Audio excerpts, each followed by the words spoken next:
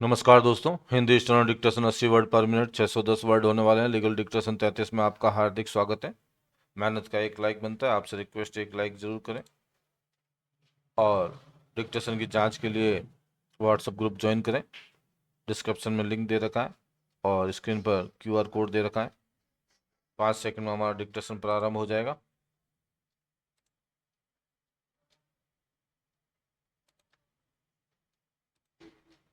Start. किसी भी लोकतांत्रिक देश की सफलता का आधार उसकी न्याय प्रणाली की स्वतंत्रता और पारदर्शिता पर निर्भर करता है। विराम।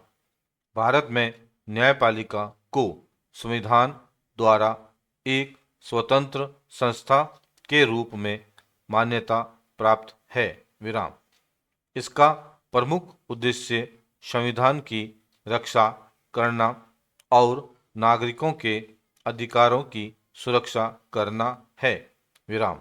भारत के सर्वोच्च न्यायालय को संविधान का संरक्षक कहा जाता है। विराम। यह अन्य सभी न्यायालयों से ऊपर है और इसका निर्णय अंतिम माना जाता है। विराम। भारत में उच्च न्यायालय और अधीनस्थ न्यायालयों की एक त्रिस्तरीय न्यायिक व्यवस्था विद्यमान है। विराम। इन न्यायालयों की जिम्मेदारी है कि वे नागरिकों को निष्पक्ष और शीघ्र न्याय प्रदान करें। विराम। न्यायपालिका को प्रभावशाली बनाने के लिए यह आवश्यक है कि उसमें पारदर्शिता और जवाबदेही बनी रहे। विराम। न्यायपालिका में पारदर्शिता लाने हेतु हाल के वर्षों में कई सुधार किए गए हैं। विराम। पैराचेंज।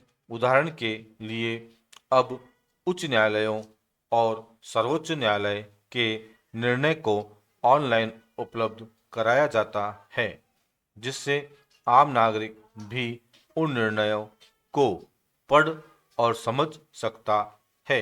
विराम। साथ ही ई कोर्ट्स परियोजना के अंतर्गत अदालतों में तकनीकी सुविधाओं का विस्तार किया गया है। विराम। इससे मुकदमों की सुनवाई में गति आई है और न्याय की प्रक्रिया अधिक प्रभावी बनी है। विराम। भारत में लोक अदालतों की व्यवस्था ने भी न्याय तंत्र को सुलभ और तीव्र बनाने में महत्वपूर्ण भूमिका निभाई है। विराम। यह अदालतें आपसी सहमति से मामलों का समाधान करती है और दीर्घकालीन कानूनी प्रक्रिया से बचने का अवसर देती है। विराम। न्यायिक प्रक्रिया में सुधार की दिशा में मध्यस्थता और सुलह जैसी विधियों का भी प्रयोग बढ़ा है। विराम। इससे अदालतों पर भार कम हुआ है और लोगों को जल्दी समाधान मिलने लगा है। पैराचेंज। भारतीय संविधान का अनुच्छेद 39 सभी नागरिकों को न्याय प्राप्ति के लिए निशुल्क विधिक सहायता का अधिकार प्रदान करता है। विराम।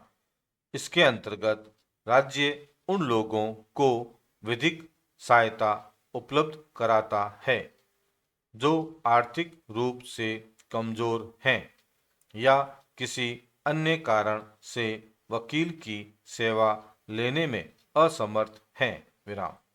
विधिक सेवा प्राधिकरण की स्थापना इसी उद्देश्य से की गई है। विराम। यह संस्था विभिन्न स्तरों पर लोगों को विधिक सहायता, सलाह और संरक्षण प्रदान करती है। विराम। विधिक साक्षरता भी न्याय की प्राप्ति में एक महत्वपूर्ण भूमिका निभाती है। विराम।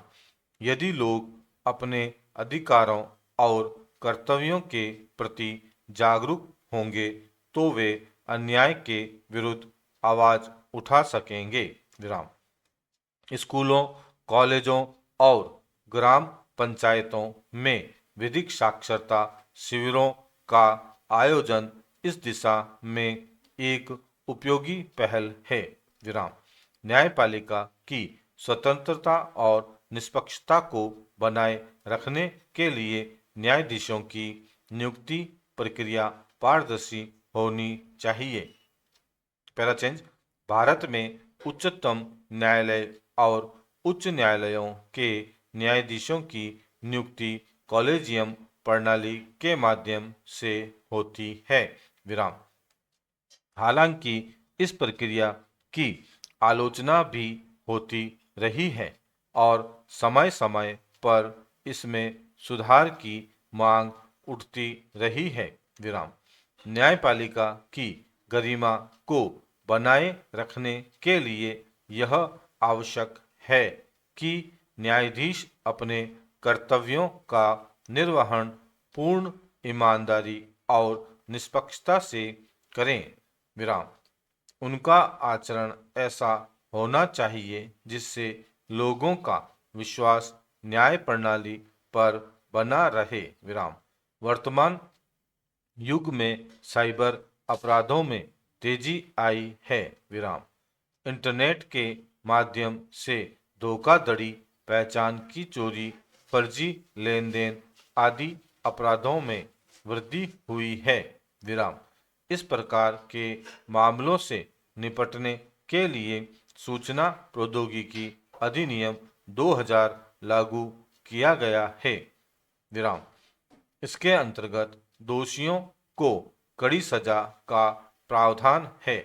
पहला चेंज, न्यायपालिका को इन नए प्रकार के अपराधों से निपटने के लिए तकनीकी प्रशिक्षण की आवश्यकता है। विराम। इसके अलावा पर्यावरणीय न्याय भी आज के समय में एक बड़ा विषय बन गया है। विराम। उद्योग द्वारा पर्यावरण को हो रहे नुकसान की शिकायतें अब अधिक आ रही है। विराम।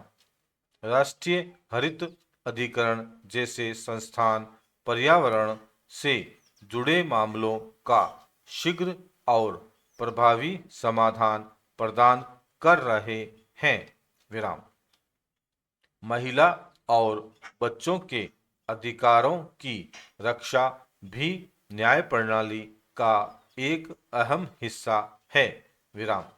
घरेलू हिंसा, बाल श्रम, यौन शोषण जैसे मामलों में विशेष अदालतों की स्थापना की गई है जो पीड़ितों को शीघ्र न्याय दिलाने का कार्य कर रही है। विराम। स्टॉप। दोस्तों, इस प्रकार हमारा लीगल डिक्टेशन 33 यहीं पर समाप्त होता है। इसकी पीडीएफ के लिए आपको हमारा व्हाट्सएप ग्रुप ज्वाइन करना होगा, जिसकी पीडीएफ आपको वहां मिल जाएगी। स्क्रीन पर क्यूआर कोड दे रखा है, व्हाट्सएप के कैमरे से आप स्कैन करेंगे तो ही आप व्हाट्सएप ग्रुप ज्वाइन कर पाएंगे। इसके अलावा नीचे डिस्क्रिप्शन में लिंक दे रखा है, वहां जाकर भी आप व्हाट्सएप ग्रुप ज्वाइन कर सकते हैं। मेहनत का एक लाइक बनता है, आपसे रिक्वेस्ट है एक लाइक जरूर करें, और अगर वीडियो पसंद आए तो दोस्तों में शेयर करें, और ऐसे ही वीडियो देखने के लिए चैनल को सब्सक्राइब करना ना भूलें। धन्यवाद दोस्तों।